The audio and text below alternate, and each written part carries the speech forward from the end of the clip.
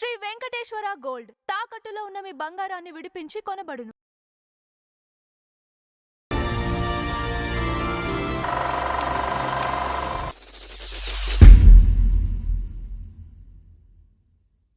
నమస్కారం నందం హరిచంద్రరావు గారు. నమస్కారం అంజుబాబు గారు. ఈ రోజు మన ఫ్లాష్ బ్యాక్ లో అండి ప్రభాకర్ రెడ్డి గారి గురించి చెప్పుకుందాం. ఓకే. అబ్బో, క్యారెక్టర్ ఆర్టిస్టు, మంచివాడు, ఫిలాంథ్రఫిస్టు, దయామయుడు.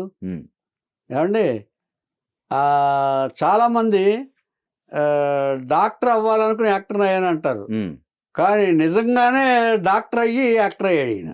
అండ్ ఇక్కడ చెప్పుకోదగిన విషయం ఏంటంటే అండి, ఇప్పుడు ఎవరైనా సరే మనం చాలా వరకు కూడా అందరి గురించి మాట్లాడుకున్నాం. వాళ్ళు వాళ్ళ కెరియర్ గురించి, వాళ్ళ పర్సనల్ లైఫ్ గురించి ఎవరైనా చేసేది అంతేగా చేస్తారు కదా. కానీ అంటే 100 మంది తీసుకుంటే, లేకపోతే 10 మందిని తీసుకుంటే 9 మంది వాళ్ళ గురించి ఆలోచించుకుంటారు. వాళ్ళ గురించి, వాళ్ళ స్వార్థం, వాళ్ళ ఫ్యామిలీ, వాళ్ళ ఇది. ఎవరో ఒక్కరు మాత్రమే సమాజం గురించో, లేకపోతే నాది ఉన్నది కూడా పెట్టాలి, లేకపోతే ఇంకోటో. వాళ్ళలో ఈ ప్రభాకర్ రెడ్డి గారు నెంబర్ 1 ఖచ్చితంగా. ఈ రోజున చిత్ర పరిశ్రమలో మీరు చూడండి, ఫస్ట్ చిత్ర పరిశ్రమలో చాలా వరకు కూడా అండి చిన్న చిన్న కార్మికులు అండి. అవునండి. వాళ్ళందరికి కూడా సొంత ఇల్లు ఉండవు. అవునవును. ఆయన ముందుగా ఆలోచించి అప్పట్లో 10 ఎకరాలు అండి, 10 ఎకరాలు ఇచ్చారు. తర్వాత గవర్నమెంట్ నుంచి 60 ఎకరాలు తెప్పించారు. అలాంటి వ్యక్తిని ప్రతి సంవత్సరం ఇప్పుడు మనం కొన్ని సెలబ్రేషన్లు చేసుకుంటాం, కొంతమంది వ్యక్తుల గురించి చేసుకుంటాం. ఇప్పుడు స్వతంత్రం తెచ్చిన వాళ్ళని ఎలా గౌరవించుకుంటాం కదా, సినీ కార్మికులు ఇల్లు కల్పించిన వాళ్ళని అలాగే సెలబ్రేట్ చేసుకోవాలి. ఈయన మర్చిపోకూడదు, ఈయనది గ్రాండ్ గా చేసుకోవాలి సెలబ్రేషన్. అవి జరుగుతున్నాయా? జరగట్లేదు. ఎందుకంటే పైగా 2 ఇదొకటి అక్కడ ఏ ఉద్దేశంతో ఆయన ఆ ల్యాండ్ సంబంధించి పోరాడారు, ఆ ఉద్దేశం నెరవేరలేదు. ఎవరున్నారండి? నెరవేరలే.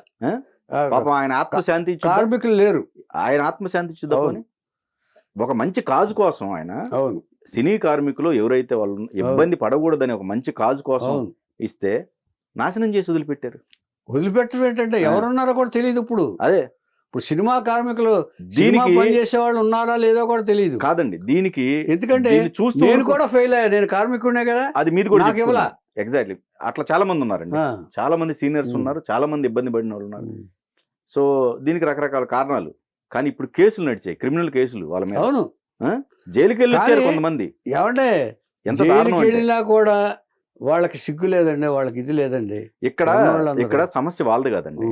చిత్ర పరిశ్రమలో ఇంకా అంటే చెప్పుకోదగిన వ్యక్తులు ఈ రోజున పరిశ్రమ ముందుకెళ్తుందంటే క్వాలిటీ పీపుల్ ఉన్నారండి. ఉండబట్టే వాళ్ళు ఏం చేయలేకపోతున్నారు సార్. వాళ్ళు హ్యాండిక్యాప్డ్ అయిపోయారు. లేదు, వాళ్ళే చేయగలుగుతారు. వాళ్ళ వల్లే ఇప్పటికీ చిత్ర పరిశ్రమ రన్ అవుతుందండి. ఇప్పుడు అక్కడ జరిగే అన్యాయాలు ఎవరు చూస్తున్నారు సార్? అదే. సో ఏదేమైనా అదొక ఆ ఫేజ్ వదిలిపెడితే ఈయన మంచి కాజు, ఈయన మటుకి ఎప్పటికీ నిలిచిపోయే వ్యక్తి అండి.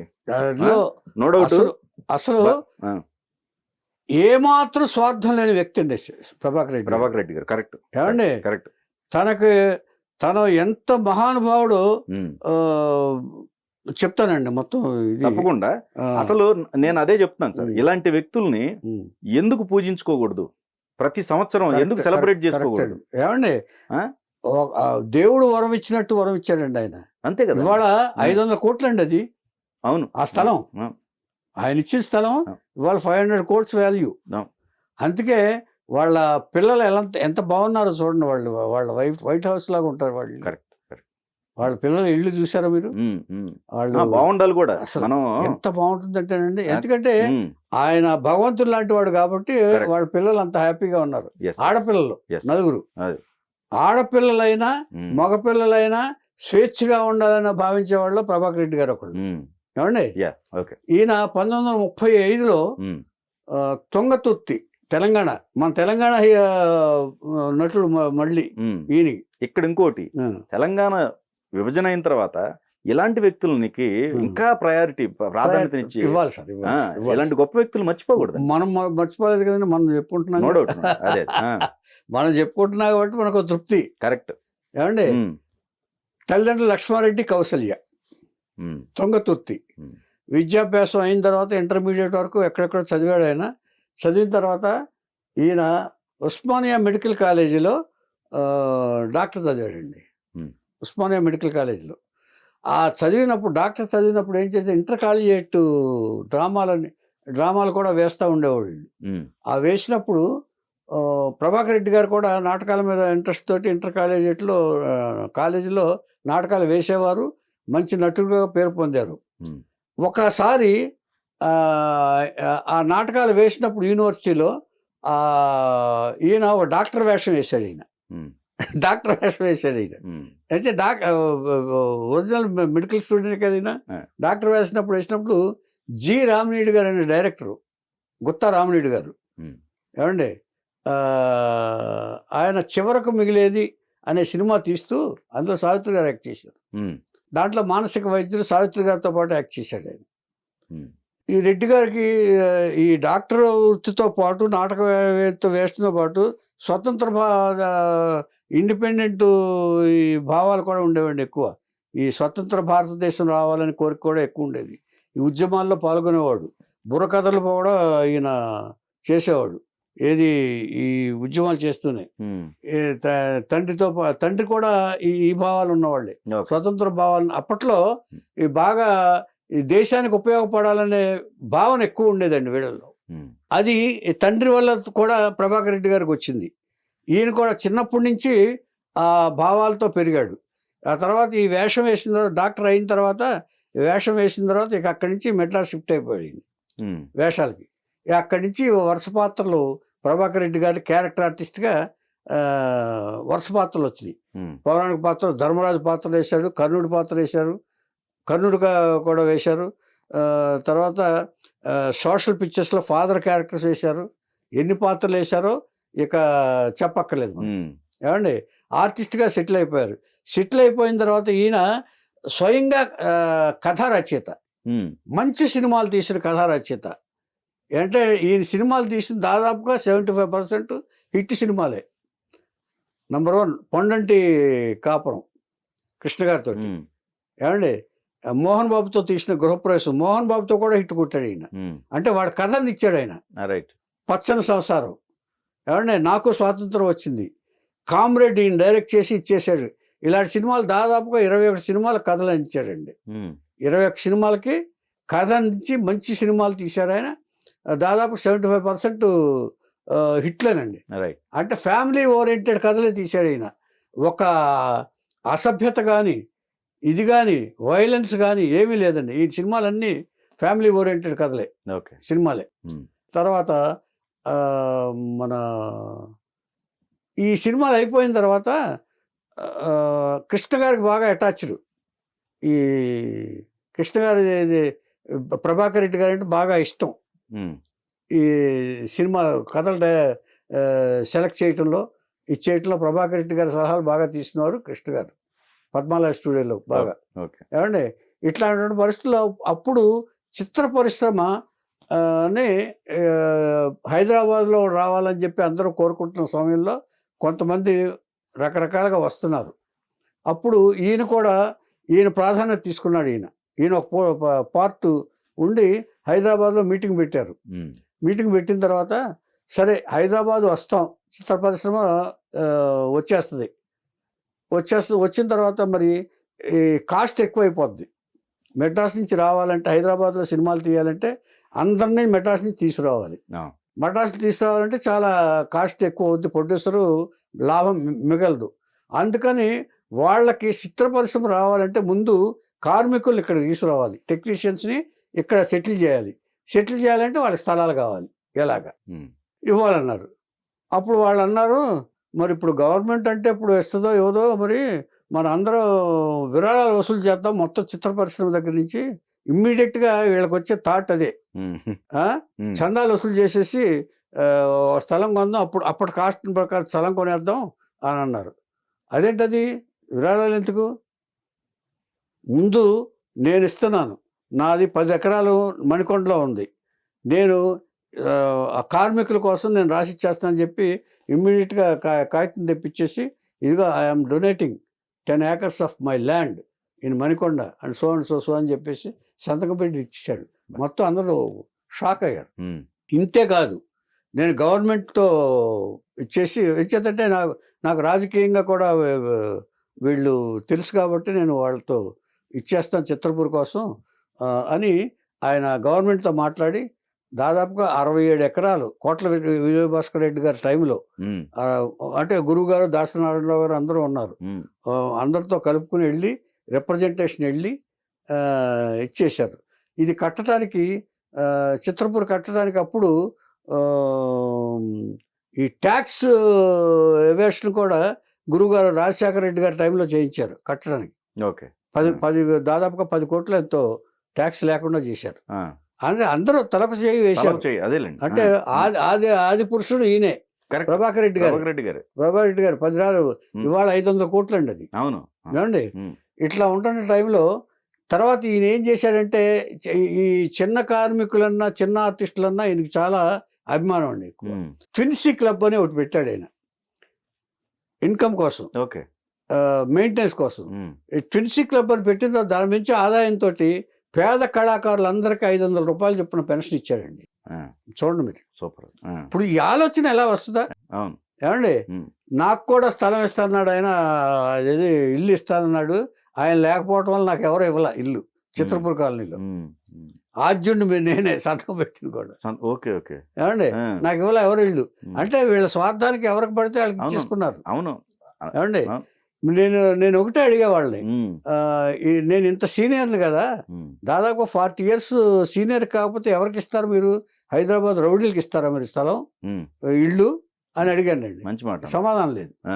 ఈ హైదరాబాద్ కదా, ఈ కొంచెం వెనక్కి వెళ్దాం మనం, మళ్ళీ కొంచెం మనకు వెనక్కి వెళ్దాం. ఈయన ఏం చేసేవారు అనేది, మెడ్రాస్లో ఏం చేసేవారు అనేది ఇంకా వెనక్కి వెళ్దాం. మెడ్రాస్ వెనక్కి వెళ్ళే ముందు ఇప్పుడు చూడండి, ఆయన 10 ఎకరాలు అసలు నేనే ముందు ఇస్తాను అని రావటం చూసారా? అసలు ఎవరిస్తారు సార్? ఎవరైనా ఏంటంటే అండి, ఇప్పుడు ఎమ్మెల్యే కాలనీ లేకపోతే ఇంకోటో ఏది సొసైటీ నుంచి మనం ఏం తీసుకుందామనే, మనం అసలు మాకు ఎందుకు ఇవ్వట్లేదని ఫైట్ చేసేవాళ్ళు ఉన్నారు. ల్యాండ్ల పరంగా ఎట్లా ఎవరెవరు ఒక స్టేజ్కి వెళ్ళిన తర్వాత అండి మీరు చూడండి, సొసైటీలో చాలా వరకు కూడా వాళ్ళు ఉపయోగించుకునేవాళ్ళు సొసైటీని. అవును, సొసైటీకి ఉపయోగపడే వాళ్ళని తర్వాత విషయం. చాలా లేని వాళ్ళకే స్థలం ఇవ్వలేదండి కాంతారావు గారికి. ఎందుకంటే దాని కాంతారావు గారికి ఇల్లు ఉందా?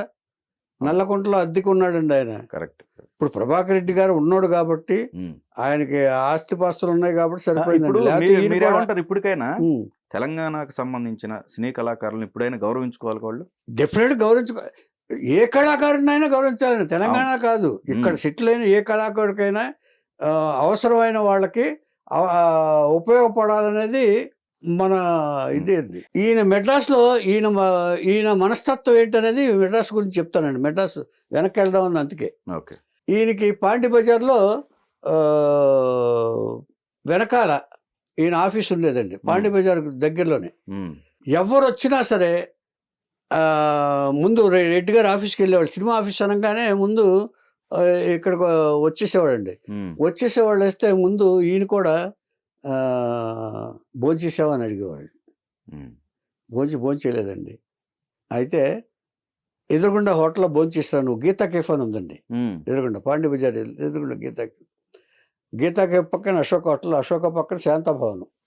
ఏమంటే గీతా కేఫ్లో భోజనం రూపాయి అయితే ఇప్పుడు సినిమా తీసినప్పుడు వద్దిగానే నువ్వు అని వచ్చిన వాళ్ళందరికీ తల ఒక 5 రూపాయలు ఇచ్చి భోంచేసి రమ్మని వాళ్ళు.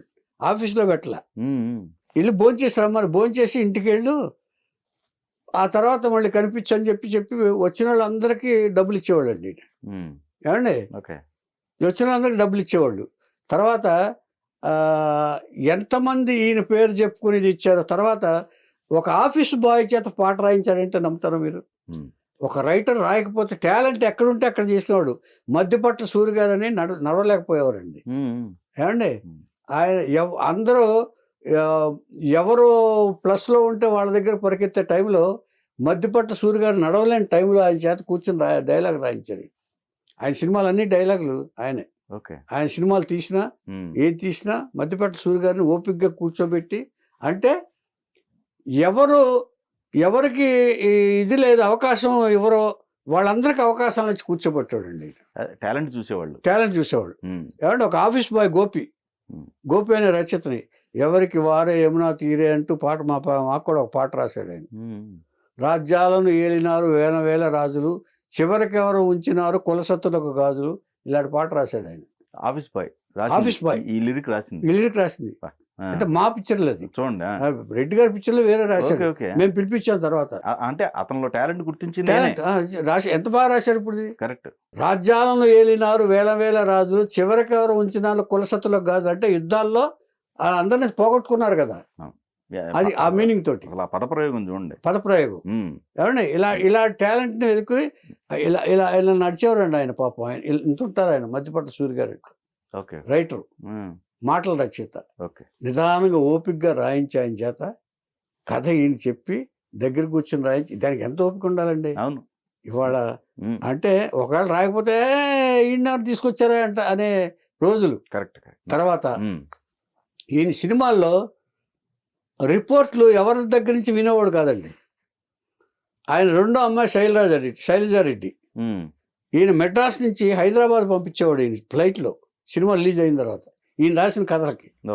శైలజారెడ్డి మెడ్రాస్లో ఉంటే ఈయన అమ్మాయిలతో ఉండేవాడు కదా, ఈయన హైదరాబాద్ పంపించి నువ్వు కరెక్ట్ రిపోర్ట్ చెప్పమ్మా, ఎవడెవడు ఎక్కడ తిడుతున్నారు, ఎక్కడ మెచ్చుకుంటున్నారు, లేకపోతే మొత్తం బాగుందా అని చెప్పేసి కూతురు రిపోర్ట్ ఇచ్చేది.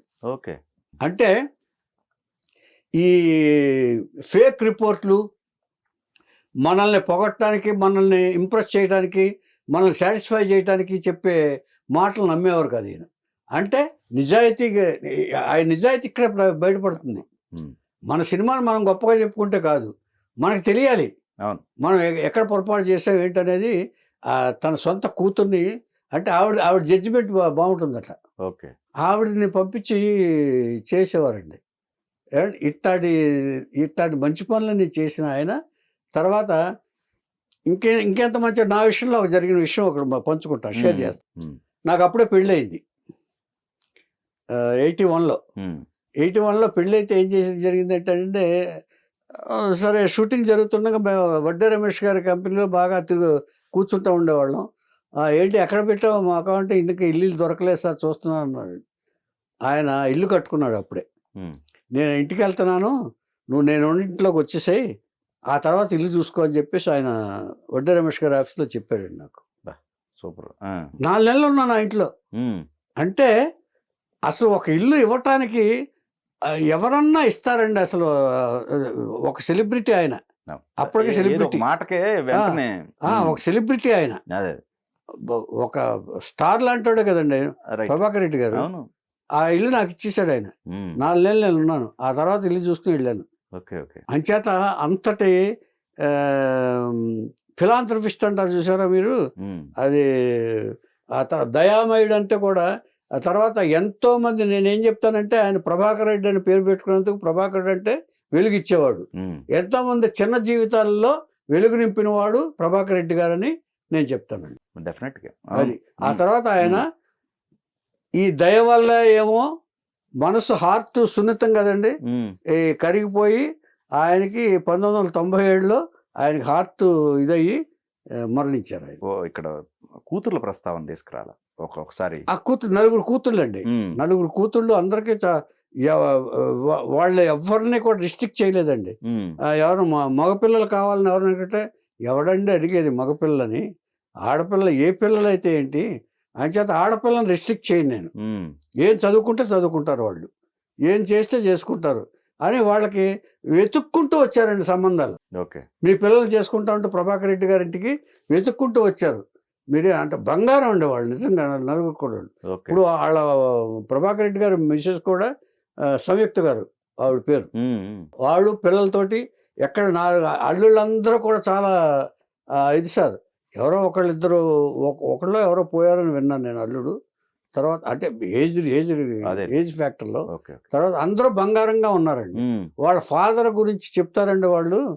అసలు మా ఫాదరు ఏమీ స్వార్థం లేకుండా అందరూ బాగుండాలని కోరుకుంటారు ఆయన. అందరూ మంచి కోరిక ఎప్పుడు ఆలోచిస్తారు మమ్మల్ని, అందరూ బాగుండాలి, 10 మంది బాగుండాలని చెప్పేసి కోరుకునే వాళ్ళు మా ఫాదర్ మొదటివారు అని చెప్పి ఆ అమ్మాయిలు కూడా చెప్పారు. ఆవిడ వైట్ హౌస్ లాగా ఉంటుంది వాళ్ళ ఇల్లు, ఒక అమ్మాయి ఇల్లు. అంచేత ఇలాంటి మహానుభావులు చిత్ర పరిశ్రమలో ఉన్నందుకు అంటే ఆయనకి తగిన గుర్తింపు వచ్చిందంటే రాలేదని చెప్తాను నేను.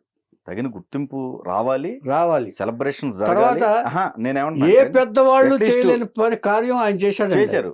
చేసిన దానికి ఒక సార్థకత ఏంటంటే అండి, ఇప్పుడున్న చిత్రపురిలో ఆయన తర్వాత చిత్రపురికి ఎం ప్రభాకర్ రెడ్డి చిత్రపురి అని పెట్టారండి. అదొక్కటి వాళ్ళు చేసింది. ఎం ప్రభాకర్ రెడ్డి చిత్రపురి చిన్న అక్షరాలు కాదండి ఆయన పేరు మీద, అట్లని కాదు, అదొకటే కాదండి. నేను ఏమంటున్నా అంటే ప్రతి ఆయన జన్మదినాన్ని ఒక పెద్ద సెలబ్రేషన్ లాగా డెఫినెట్ గా ఇచ్చేదంటే ఆద్యుడు ఆయన. అసలు చిత్రపురికి ఆద్యుడు ప్రభాకర్ రెడ్డి గారేనండి. కరెక్ట్. అక్కడ ఇచ్చేదంటే ఎలాగంటే ప్రభాకర్ అంటే సూర్యుడు ఉదయిస్తాడు, సూర్యుడు వెలుగును తెస్తాడు, ఆ తర్వాత సాయంత్రానికి వెళ్ళిపోతాడు ఆయన. అంతే కదా. ఆ ఉదయించే సూర్యుడు లాంటి ఈ ఇదితోటి అక్కడ మన చిత్రపురి కాలనీ ఆయన ఏర్పాటు ఉదయింపు చేశాడంటే ఆయనకి ఎంత గౌరవం ఇవ్వాలి మనం. అందుకే ఇప్పుడు మనకి దాసరి గారిది డైరెక్టర్స్ డే ఎట్లా సెలబ్రేషన్ చేస్తారు, అట్లానే కరెక్ట్, అట్లానే సినీ కార్మికులందరూ కూడా ఆయనకి సెలబ్రేషన్ సెలబ్రేట్ చేయాలి. ఆయన జన్మదినానికి సంబంధించిన ఒక సెలబ్రేషన్ డే. కానీ ఇప్పుడు ఉన్న వాళ్ళందరూ స్వార్థపరులే. అంతే నేను అనేది. ఇప్పుడు ఎవరు అలా ఆలోచించలేదు సార్. ఎవరు వాళ్ళ సెల్ఫ్ వాళ్ళని ఎలా ఎలివేట్ చేసుకోవాలని చూస్తున్నారు తప్ప ఇప్పుడు వాళ్ళు కాదండి. ఇప్పుడున్న వాళ్ళు మరి స్వార్థంగా ఆలోచిస్తున్నారు. మరి ఇప్పుడున్న వాళ్ళకి నీడనిచ్చింది ఆయనేగా. ఆయనే. కానీ అది ఎవరు గుర్తుపెట్టుకుంటారు అంటే ఇప్పుడు నీడలో ఉండొచ్చు. ఇప్పుడు ఆ నీడలో ఉండి ఇదంతా మా ప్రతిభ అనుకుంటున్నారు వాళ్ళు. అది మెయిన్. అది తప్పు. ఇదంతా ఇదేదో ఇప్పుడు ఆయన ఇచ్చిన ఇది ఇస్తే పునాది తెస్తే మేమే కట్టామంటున్నారు వీళ్ళు. ఇక దీన్ని ఏమనుకోవాలండి? మేమే కట్టామని వీళ్ళు ఒక సభలో పెద్ద మీటింగ్లో మేమేదో ఇది చేస్తున్నాం, అది చేస్తున్నాం, స్కూల్ పెడుతున్నాం, అది చేస్తున్నాం అని చెప్పి ఏంటండి ఇది వీళ్ళు చేసేది? సరే, అందరూ ఇప్పుడు దాని డెవలప్మెంట్ లో ఒక్కొక్క చెయ్యి కలవచ్చండి, కానీ ఆద్యుడిని మర్చిపోకూడదుగా. అసలు ఎప్పుడు మర్చిపోకూడదు. అసలు దాని పేరు సంవత్సరం అవార్డులు ఇవ్వాలి, ఇది ఇవ్వాలి. తెలంగాణ గవర్నమెంట్ లో కూడా మొన్న గద్ర అవార్డు ఈయన కూడా ఏది స్పెషల్ అవార్డు పెట్టాలి. ఇలాంటి వాళ్ళు మర్చిపోకూడదు. నిజంగానే అంటే ఇప్పుడు ఒక విధంగా హీరో కాంతారావు గారు, ప్రభాకర్ రెడ్డి గారు తెలంగాణ నుంచి వచ్చి ఎంత సర్వీస్ చేశారని అందరికీ. కరెక్ట్. అందరికి. ఇక్కడ ఇప్పుడు ఈ డివిజన్ లో ఇప్పుడు తెలంగాణ విషయంలో చూసుకున్నట్టయితే ప్రభాకర్ రెడ్డి గారిని ఖచ్చితంగా గుర్తించి తీరాలి. కరెక్ట్. 2 స్టేట్లు. బట్ తెలంగాణ గవర్నమెంట్ అసలు మర్చిపోకూడదు ఈయన విషయంలో. మర్చిపోకూడదు, నిజంగానే మర్చిపోకూడదు. ఇది ప్రభాకర్ రెడ్డి గారి జీవితం అండి. అంటే 10 మందికి ఉపయోగించిన ప్రభాకర్ రెడ్డి గారి జీవితాల్లో వెలుగునిచ్చిన ప్రభాకరుడు నా దృష్టిలో. ఇచేత ఆయన లేకపోతే చిత్ర పరిశ్రమ ఇవాళ ఎంత బ్రైట్గా సెటిల్ అయ్యేదంటే అనుమానమేనండి. మిగతా వాళ్ళు ఎవరు అంత కృషి చేయలేదు, ఎవరు కూడా. ఇప్పుడు కృషి చేసిన దాసరి గారు వెళ్ళిపోయారు, ఏమంటే ఆద్యుడైన ప్రభాకర్ రెడ్డి గారు వెళ్ళిపోయారు. ఇంకా మిగిలిన వాళ్ళందరూ దాన్ని ఆ ఫ్రూట్స్ని ఎంజాయ్ చేసేవాళ్ళే తప్ప మిగతా వాళ్ళు లేరండి నా దృష్టిలో.